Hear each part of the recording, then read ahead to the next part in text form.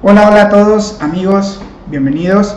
Mi nombre es Jonathan Castrellón, soy profesor del Nuevo Testamento, de pensamiento cristiano, y en este espacio Teología Colectiva es un esfuerzo por generar diálogo con aquellas personas que quieren acercarse a la Biblia de una manera más informada, más consciente, y también a aquellas personas que quieren reflexionar sobre su fe cristiana. Y hoy quiero hablar acerca del Nuevo Testamento y la política. De entrada hay que decir que el mundo del Nuevo Testamento puede ser un lugar extraño para las personas que leen por primera vez, ¿no? E incluso para aquellos que lo hemos leído varias veces. En el mundo del Nuevo Testamento la gente se golpea el pecho, se rasga la ropa, habla en lenguas y realiza toda una serie de prácticas que parecen muy extrañas para los lectores posmodernos. También es un mundo al que podríamos calificarlo de cruel. Los ladrones, por ejemplo, pueden ser clavados en un madero y colgados públicamente. Incluso la gente está dispuesta a verlos morir lentamente. En este mundo, algunas personas piensan que si una mujer comete adulterio, debe ser arrastrada por las calles y luego apedreada hasta que muera. Por otro lado, paradójicamente, el mundo de los primeros cristianos es un mundo lleno de ternura y dignidad. Se valora a las familias, se atesoran las amistades y la hospitalidad hacia los extranjeros particularmente casi se puede dar por sentada. Es un lugar en el que la fe, la esperanza y el amor se ven como valores fundamentales y donde conservar u obtener algún tipo de honras supera cualquier otro tipo o de meta en la vida, ¿no? Todos los libros del Nuevo Testamento han sido escritos por cristianos, pero si queremos ser más específicos, debemos decir que fueron escritos por cristianos romanos, es decir, cristianos que vivían en el Imperio Romano.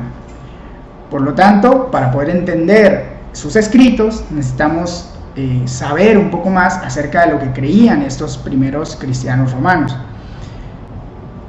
Algo curioso también de los textos del Nuevo Testamento es que aunque fueron escritos por cristianos, no todos nos hablan acerca de cristianos. Por ejemplo, Jesús, Juan el Bautista, María, la madre de Jesús, y otros grandes personajes del Nuevo Testamento eran judíos romanos, es decir, judíos que vivían en el Imperio Romano.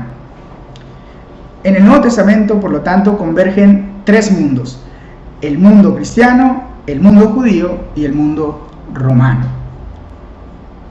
¿Cómo era el ambiente político del mundo romano en el tiempo de Jesús y de los primeros cristianos?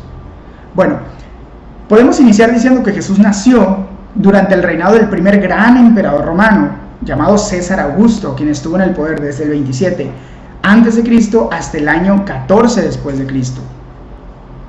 Y Jesús desarrolló su ministerio durante el gobierno o el reinado del siguiente emperador, que fue Tiberio, desde el 14 al 37 después de Cristo.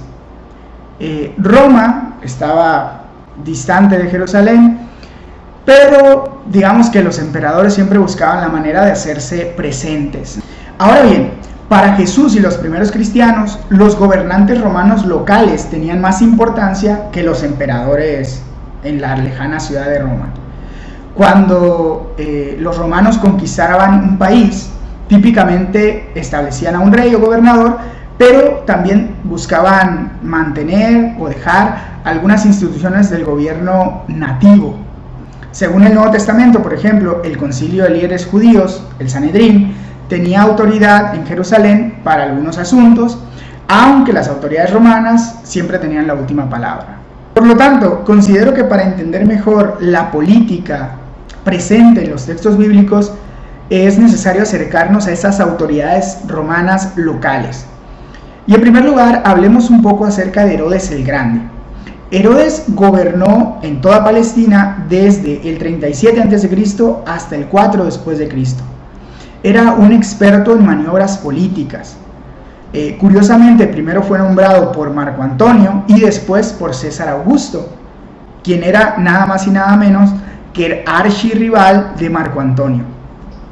Herodes el Grande era uno de esos políticos que saben muy bien cuándo cambiar de bando, ¿no? Cualquier parecido con los políticos de hoy, pues es mera coincidencia. Este Herodes llegó a ser conocido como un experto constructor también. Entre sus proyectos se pueden enlistar un puerto en Cesarea y también una cantidad de fortalezas. Pero en el caso de la historia judía es muy importante recordar que él fue el responsable de la expansión y renovación del templo judío en Jerusalén.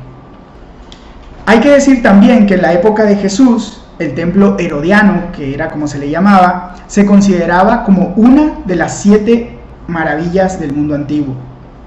Y su pináculo era el punto arquitectónico más alto del mundo.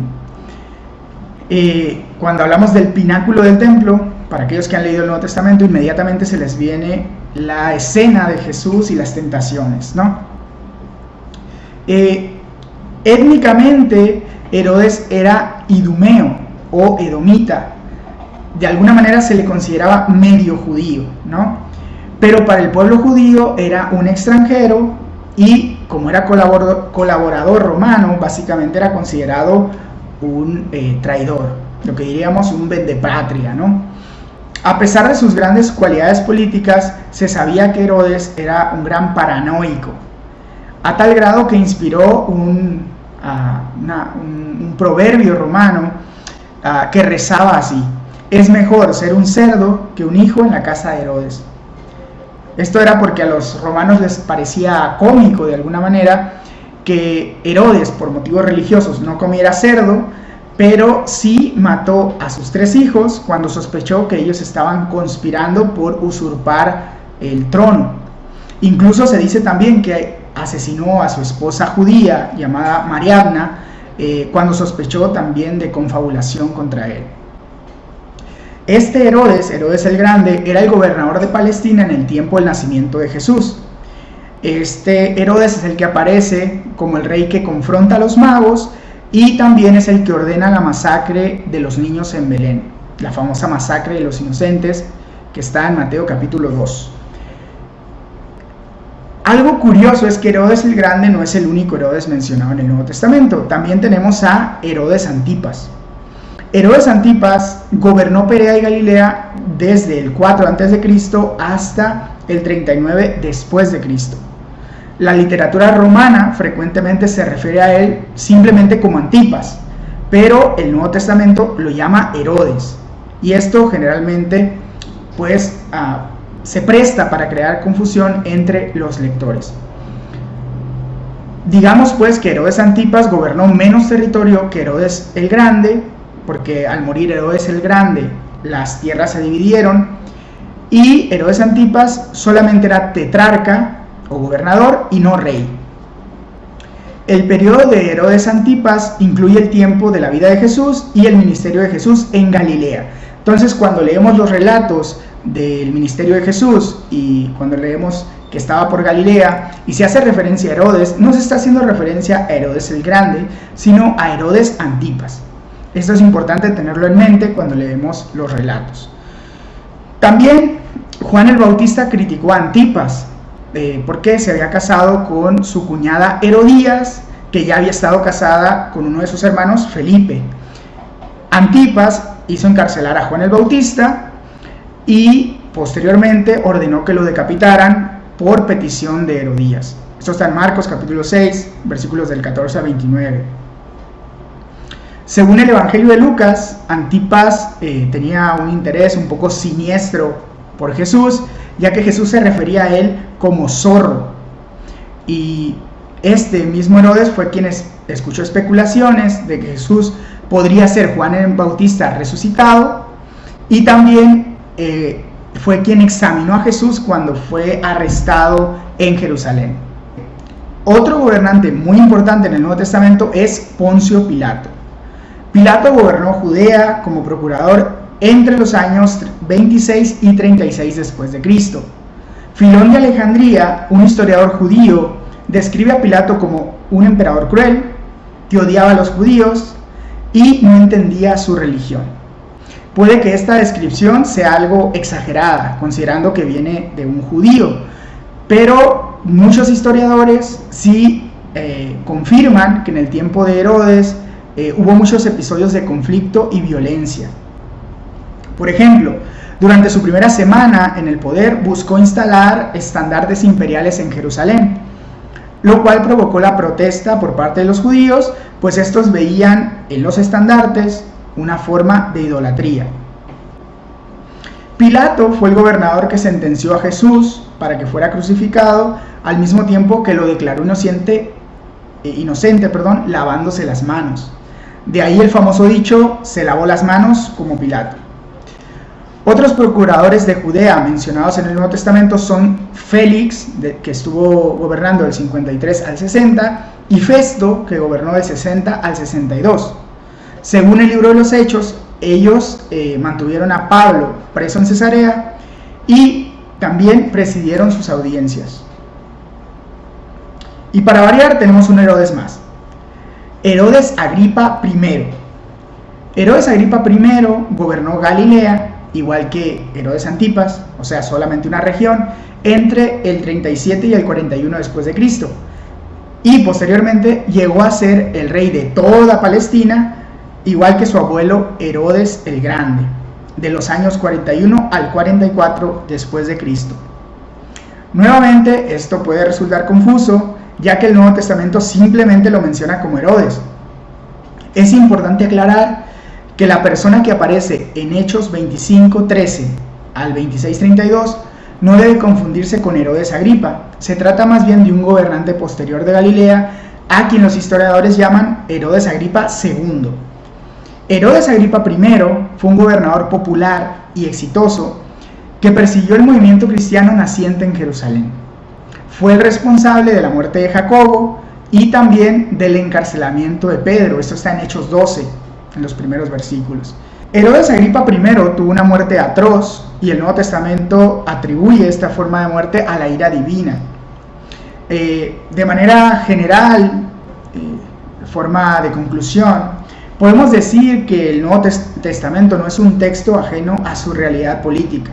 Los primeros cristianos no fueron personas que desconocieran la situación política, ni tampoco que la menospreciaran. Estuvieron dispuestos a confrontar al imperio cuando era necesario, estuvieron dispuestos también a llamar a los cristianos a la oración por los gobernantes y los que están en autoridad cuando lo consideraban pertinente, pero en ningún momento fueron personas que se desvincularon o se desentendieron de la realidad política. Y ahora me gustaría escuchar tu opinión al respecto. ¿Qué tan importante es conocer la política del mundo romano para interpretar el Nuevo Testamento? ¿Cuál es la relación que consideras que hay entre política y cristianismo primitivo? Y tercero, ¿cómo consideras que debería ser la relación entre los seguidores de Jesús y la política en el mundo contemporáneo? Me gustaría leer tus respuestas, tus reflexiones en la caja de comentarios, pero también te animo a que si este material te ha sido útil, te ha despertado el interés y el diálogo por el estudio de la teología cristiana, puedas comentar y también compartir con aquellas personas que crees que les pueda ser útil y también interesar. Y bueno, si puedes dar like y suscribirte al canal, también te lo agradezco.